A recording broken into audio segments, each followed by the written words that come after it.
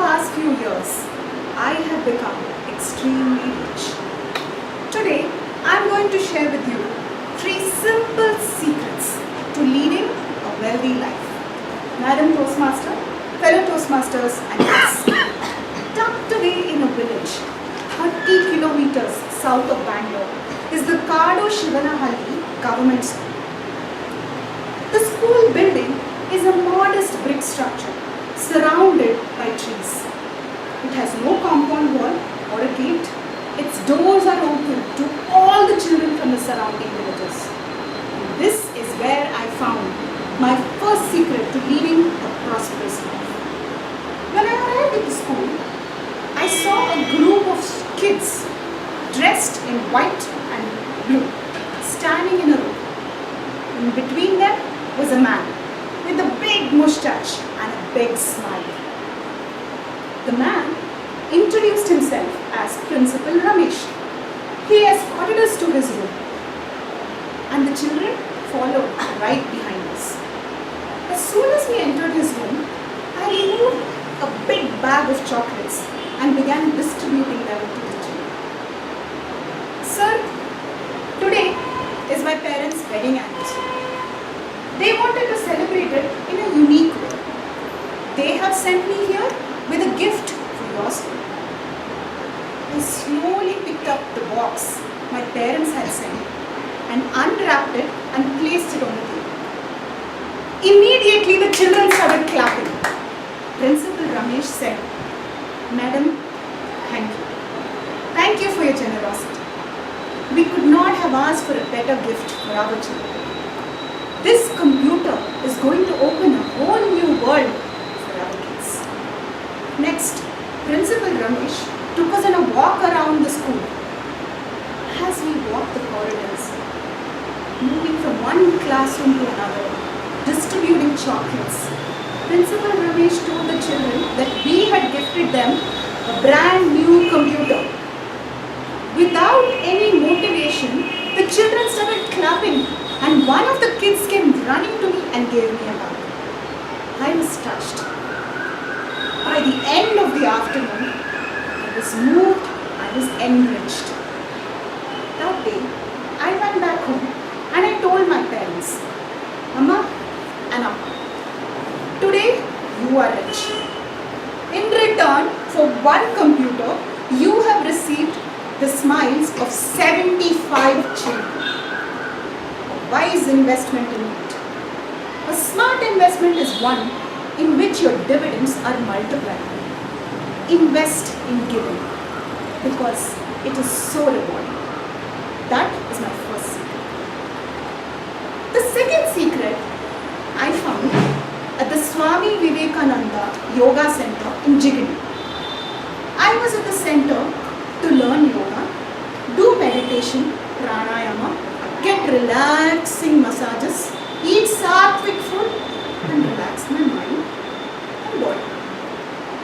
3 days into the program, my yoga instructor, Mr. Prem, came up to me and said, "Shivani, here at the center we teach yoga, but we also treat people with chronic illnesses. I am a counselor for a boy with brain tumor. He used to study architecture, and in his final semester, he developed a brain tumor.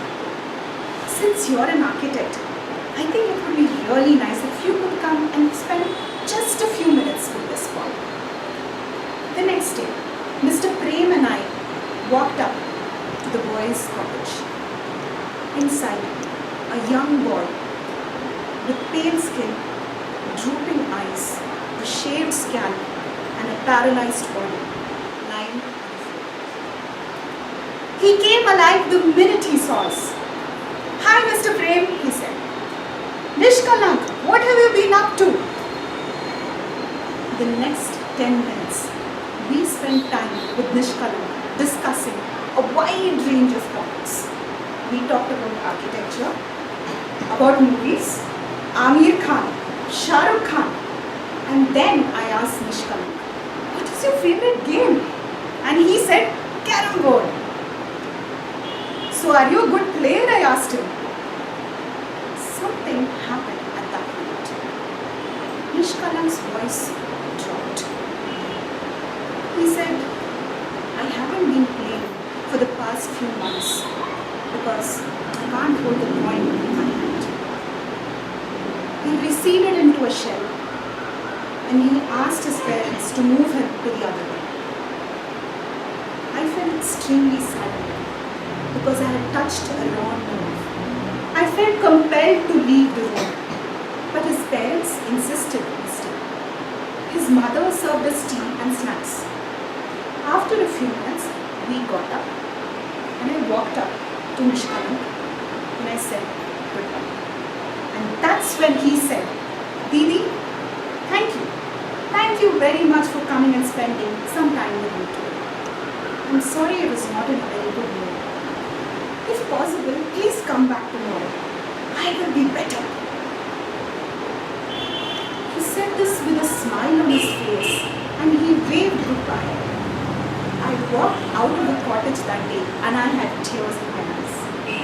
I told Mr. Prem, 15 minutes, that's all it took to bring a smile to Nishkalank's face. What else could I have asked for? How do you use your time? Give your time for a good cause. That is my second secret. My final secret I found in a classroom in the RV School of Architecture. I was to teach the students a subject called building construction. 2 o'clock in the afternoon. My students have a filled stomach, they're ready to go to sleep, and the last thing that they want to do is listen to a PowerPoint boring presentation about windows. So I decided to take a different approach to teaching. I got real samples of window frames and placed it in front of the class. I told the students that they were to divide themselves into teams, come up to the front, pick a sample, study the frame, make drawings of the frame and present it to the class. The students got excited. The backbenchers were asking me questions and they were curious to learn. By the end of the day, none of them wanted to leave the classroom. It was a rewarding day for my students and for me. But the real reward came after the class. One of my students, Zahid, came up to me and said, Ma'am, I have failed this subject 3 times. It's because every time the teacher showed a drawing, all I saw was lines. I couldn't understand, ma'am, but this is the first time I know how to draw a plan. I know how to draw an elevation. Thank you, ma'am, he said and walked away. That evening when I went back home, I told my husband, I am rich. I had no clue that sharing my knowledge would be so rewarding. There is my third secret. Share whatever you have. Share the knowledge you have with the people around you. It will definitely make you richer.